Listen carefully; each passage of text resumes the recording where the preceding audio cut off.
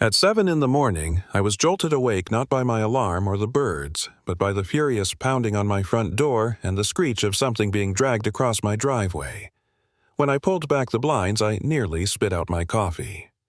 Karen, the self-appointed queen of our HOA, was red-faced, panting, and dragging a tangled orange extension cord that stretched across 3 lawns. She was screaming that my Tesla Charger was community property and that she had the right to power up her Lexus hybrid whenever she pleased. That was the moment I knew this wasn't just a weird morning, it was the start of a full-blown neighborhood war. My name's Michael Carter. I live with my wife in Maplewood Estates, a suburban neighborhood that had been quiet enough until Karen decided she was judge, jury, and executioner of the HOA. I had recently installed solar panels and a Tesla wall charger. I'd done everything by the book, permits, inspections paid out of my own pocket. It was about saving money, sure, but it was also about doing the right thing. To me, it was just common sense.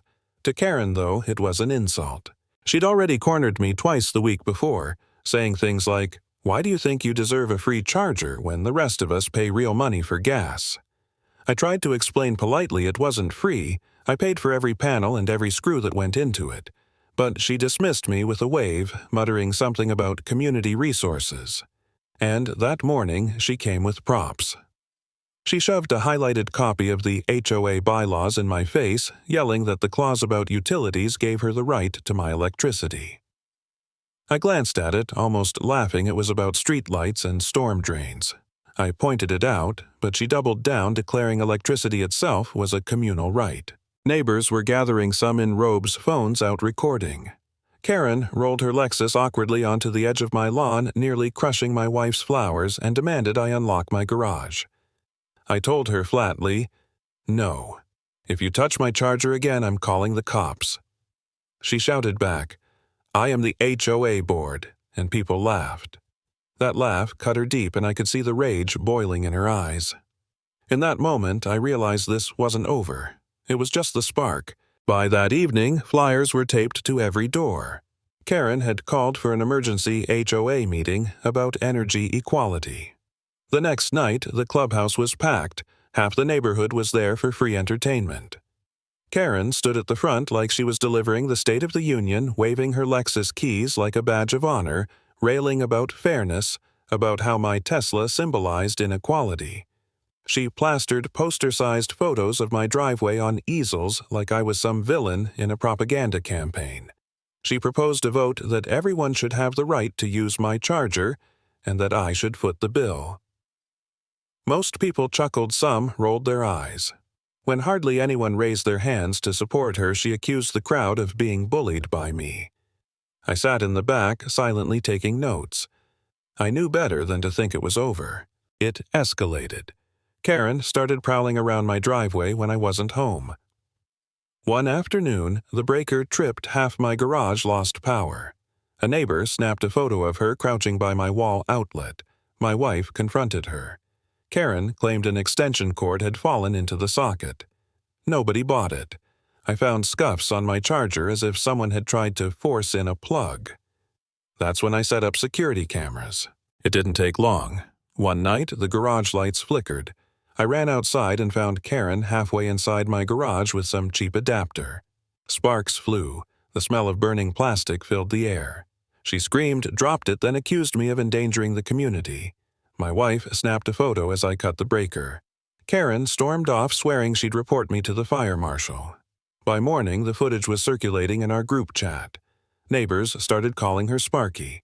You'd think that would have shut her up, but no. I sat that night in my kitchen, head in my hands, exhausted. My wife tried to comfort me, but the thought crept in maybe I should just let her use it once or twice just to keep the peace. I hated that thought. I felt like maybe I really was the selfish one. But then I remembered the scorch marks on my wall, the acrid smoke in my garage, and the idea of my house burning because of her recklessness. That was when I knew if I gave in, I wouldn't just be risking my pride.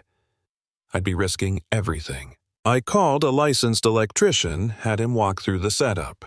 He shook his head and explained to a few neighbors who had gathered different cars require different voltages, plugging random vehicles into someone else's system could fry the battery, even start a fire. He pointed at the blackened outlet as proof. Karen barged in, arguing that she had done her own research on YouTube. People laughed. The electrician gave up muttering about fools, but I felt relief. At least the truth was out there. Karen wasn't done. A few days later, I found her Lexus half in my driveway, wires snaking from a suspicious splitter device jammed into my charger. Before I could reach the breaker, sparks flew. The Lexus headlights flashed wildly, then the dashboard went dark with a loud pop. Smoke poured from the vents. Karen screamed, yanked the cord out, and stumbled from the car, shouting that I had sabotaged her. Neighbors gathered, recording every second. Within hours, the video was all over the community chat. People laughed, calling it Tesla versus Lexus Round 2. But Karen never admits defeat. Late one night, I smelled ozone heard humming outside my window. I rushed out and froze. Her Lexus sat in my driveway again, tethered to a grotesque tangle of wires, while some shady electrician she'd hired was backing away, realizing he'd made a mistake. Karen stood arms crossed, smug grin plastered on her face. "You can't deny me anymore," she shouted over the crackling sparks. "My Lexus is officially running on your charger. The HOA will have to bow to me." Then came the bang, a sound like a firecracker in a metal box. The Lexus shuddered violently, its alarm blaring, lights flickering, then the entire system went dead. Thick smoke rolled from the hood. Karen shrieked, waving her hands, while the electrician bolted into the night. Neighbors spilled out of their homes, phones up, recording the chaos. I killed the breaker, and my wife called the fire department. Within minutes, the street was bathed in flashing red and blue. The fire marshal inspected the melted cord, looked at Karen, and asked why she'd been tampering with equipment that clearly wasn't hers.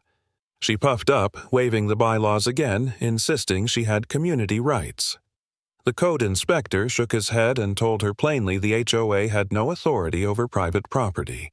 The sheriff's deputy warned her tamper again, and she'd be arrested for trespassing and reckless endangerment. Karen's face went pale. For once, she had no comeback. The very next evening, the HOA board called a full meeting. The clubhouse was packed, people leaning against walls, arms crossed, waiting for the show. Karen marched in wearing pearls and a blazer like she was going to trial, slammed her stack of papers down, and launched into a furious tirade. She accused me of elitism, monopolizing eco-resources, endangering the whole community. She demanded a vote to open all chargers and solar panels to everyone. When it was my turn, I stood calmly. I laid out my permits, my receipts, the electrician's report, photos of the scorched outlet. And then I played the footage. Karen crouched by my garage wires, sparking her Lexus, flickering like a disco ball before going dark. The room erupted with laughter and gasps. Karen screamed it was fake, a deep fake, a conspiracy. But nobody bought it anymore. For the first time in years, the board voted unanimously. Not only did they dismiss Karen's proposal, they fined her thousands of dollars for dangerous behavior and stripped her of her role on the board.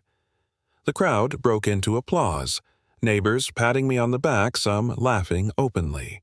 Karen stood, veins bulging, screaming about lawsuits, about persecution, then stormed out of the clubhouse, heels clattering against the tile, shouting that everyone would regret this. And just like that, her reign was over. Because in a community, power built on entitlement and abuse will always collapse. Sooner or later, the truth burns brighter than any lie.